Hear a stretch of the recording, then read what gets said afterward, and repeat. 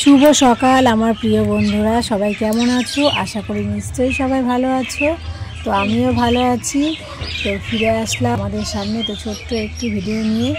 তো বন্ধুরা, আমার ভিডিওটা দিতে একটু দেরি হয়ে গেল, তো প্লিজ কিছু মনে করো না, সবাই আমার পাশে থেকো আর ভিডিওটা প্রথম থেকে শেষ পর্যন্ত দেখো। এটি ছিল সরস্বতী পুজো। তো সরস্বতী পুজো এবার 2 দিন পড়েছে। তো বন্ধুরা সবাই নিশ্চয়ই জানো, তো এই দিনটি ছিল আজকে প্রথম দিন। তো প্রথম দিন বিকেলবেলা দেখো আমার সোনা শাড়ি পরবে বলে বায়না করছিল। তো সরস্বতী পুজোতে তো সবাই শাড়ি পরবে, সেটা সবাই জানি। তো আমার সোনাকে একটু শাড়ি পরিয়ে দিলাম। তো এদিকে দেখো আমার বর অফিস থেকে চলে এসেছে বাড়িতে।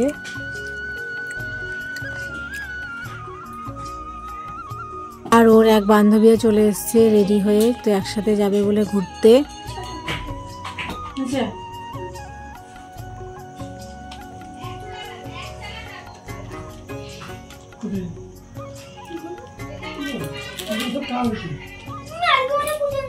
চুরি পরে নে, চুরি পর।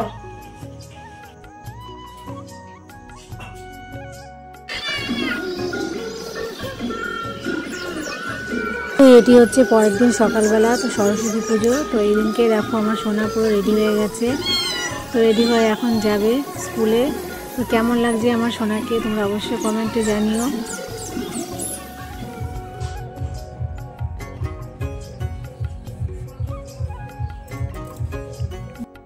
এটি হচ্ছে সেদিন বিকেলবেলা। তো বিকেলবেলা আমার সোনা আরেকটি শাড়ি পরে নিল।